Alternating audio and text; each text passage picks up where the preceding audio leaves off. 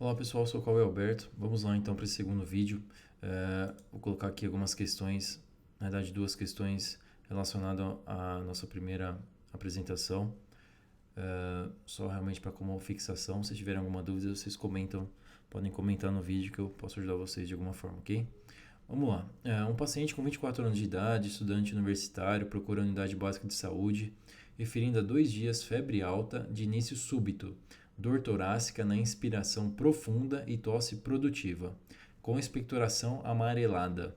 Nega antecedentes patológicos significativos. Ao exame, o paciente apresenta-se lúcido, orientado e mucosas normocoradas, normohidratadas, escleróticas, anictéricas.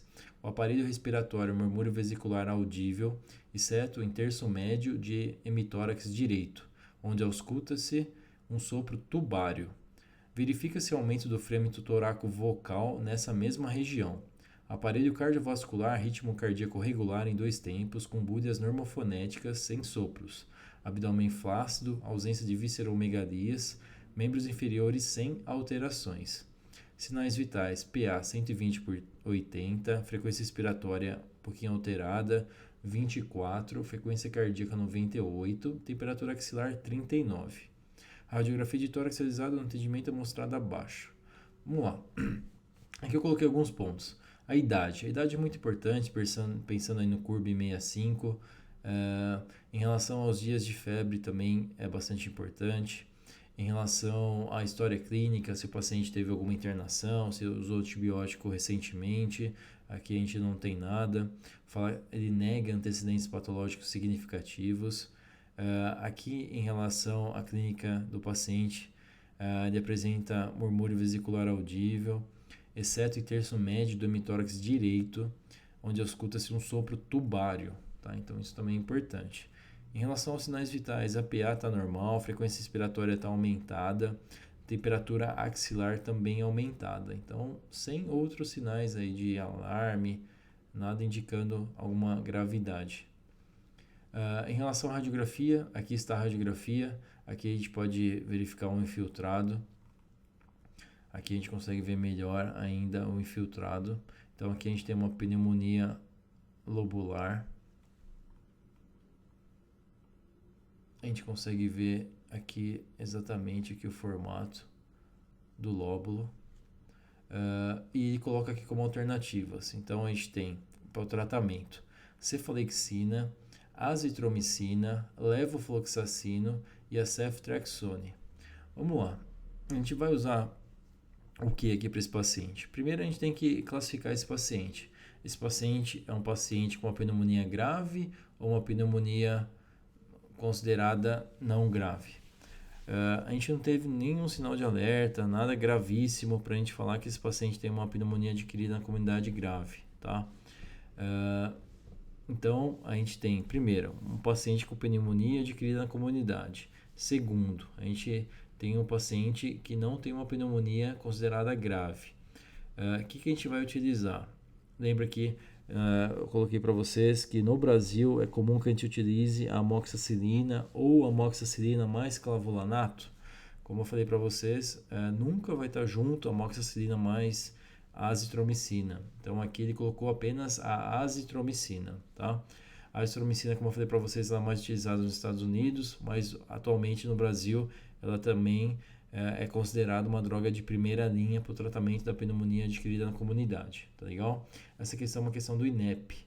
Então aqui a gente facilmente conseguiria descartar a cefalexina, que seria uma cefalosporina, a levofloxacina, que seria uma quinolona, e a ceftriaxona, que seria uma cefalosporina também.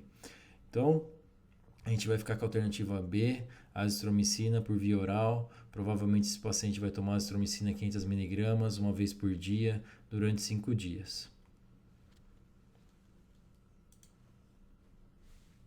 Vamos lá, vamos então para a segunda questão. A segunda questão é uma questão de uma PAC um pouquinho diferente. Vamos lá. Temos uma mulher de 75 anos de idade que procurou atendimento em unidade básica de saúde para apresentar há 3 dias quadro de febre baixa, tosse com escarro purulento e leve dispneia. Fumante há cerca de 35 anos, possui diagnóstico prévio de doença pulmonar obstrutiva crônica. Há 10 dias aproximadamente iniciou quadro de coriza diária, tosse seca e mialgia. No exame físico, observa-se mucosas descoradas, 2 cruzes em 4. Paciente mantém-se hidratada. APA está normal, 120/70. Frequência cardíaca 120, alterada. A frequência respiratória 32, temperatura axilar 38, a ausculta pulmonar permitiu constatar frêmito toraco-vocal aumentado e estertores crepitantes no terço inferior do hemitórax esquerdo. A radiografia de tórax evidenciou condensação em lobo inferior esquerdo, sem derrame pleural. Isso é importante. Considerando o quadro apresentado, quais são respectivamente o principal agente infeccioso no quadro clínico descrito e a conduta apropriada a ser tomada neste momento para esse paciente? Vamos lá, então, o que chamou bastante atenção é a idade, lembrando do CURB-65, essa paciente tem 75 anos, então a gente pode colocar um ponto para essa paciente, e a frequência respiratória maior ou igual a 30. Então aqui a gente também já pode colocar mais um ponto para essa paciente. Pensando no CURB-65, como eu falei para vocês que é um dos mais utilizados, pensando em provas no Brasil, a gente já teria aí essa paciente com 2 pontos. Aí ela já teria indicação de internação. Vamos lá, essa paciente é uma paciente fumante, é uma paciente que tem uma doença de base aí, uma doença pulmonar obstrutiva crônica, é uma paciente que ela teve uma piora aí no quadro da coriza diária, ela apresenta-se taquicárdica, taquipneica, com uma temperatura axilar de 38, portanto ela tem uma febre, tem essas alterações pulmonares. Então aí a gente tem que classificar de acordo com o agente infeccioso e a conduta. Vamos lá, o que nós temos de alternativas aqui? Temos o Streptococcus pneumoniae, temos o Staphylo aureus, temos a Moraxella catarrhadis e o Pneumocystis gyrovesi. Vamos lá, aqui ficou relativamente tranquilo para a gente. Se eu tivesse colocado o Streptococcus em mais de uma alternativa, ficaria um pouco mais complicado. Mas aqui ficou bem tranquilo, lembrando que para recém-nascido e idosos, o Streptococcus pneumoniae não é o mais comum, não é o mais prevalente, tá? Mas pensando nas pneumonias adquiridas na comunidade, o Streptococcus pneumoniae ele é o mais prevalente, sem dúvida nenhuma, exceto para os recém-nascidos e idosos, tá? Nesse caso, essa paciente com 75 anos, ela é idosa? É idosa, sem dúvida. Então, a gente não pode afirmar de primeira, assim, Streptococcus pneumoniae 100%, tá? Então, realmente é difícil a gente afirmar isso. Mas, no geral, o Streptococcus ele é extremamente importante, pessoal. Pensou em pneumonia adquirida na comunidade, tem que pensar em Streptococcus pneumoniae, fato. Staphylo aureus normalmente causa um derrame pleural, lembra que eu mostrei para vocês, o paciente apresenta aí um quadro um pouco mais complicado, não é o que nós vimos na história clínica dessa paciente. A Moraxella catarrhadis normalmente é uma pneumonia atípica, que ocorre mais em crianças, pode ocorrer no idoso também, mas dependendo da região, não é o mais comum. E o Pneumocystis gyrovesi, ele é mais comum em paciente que realmente apresenta alguma comorbidade de base, um paciente que já apresenta AIDS ou alguma outra doença que realmente comprometa o sistema imunológico do paciente. Tá? Então, a Pneumocystis gyrovesi seria aí uma outra história clínica para a gente.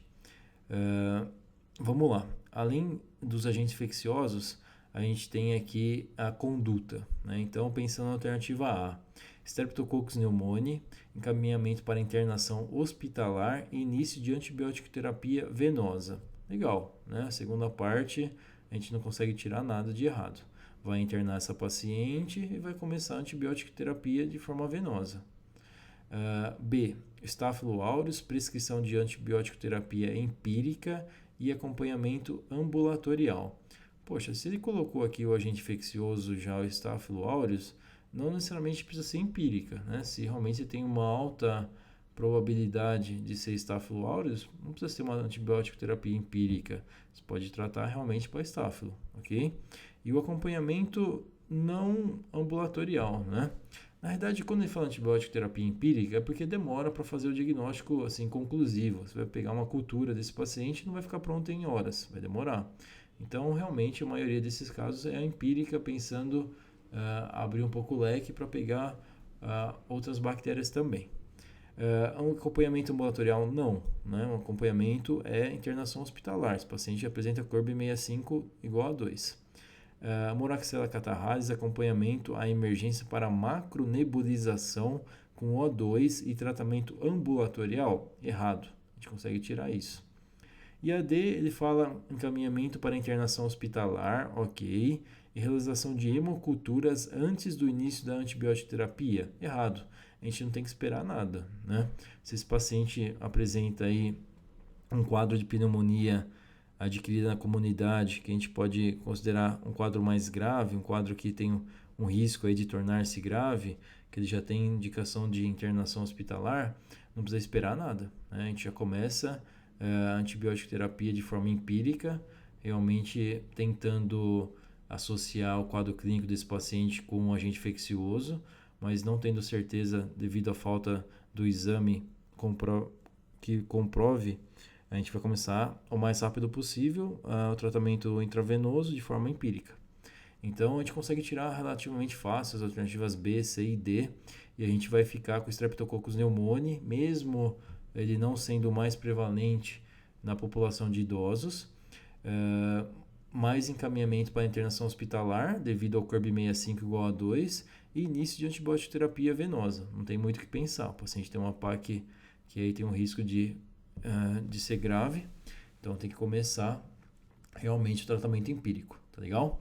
Então é isso, pessoal. Essas duas questões comentei para vocês. Se vocês tiverem alguma dúvida, escrevam para mim lá no YouTube que eu respondo para vocês, ok? Um grande abraço e bons estudos.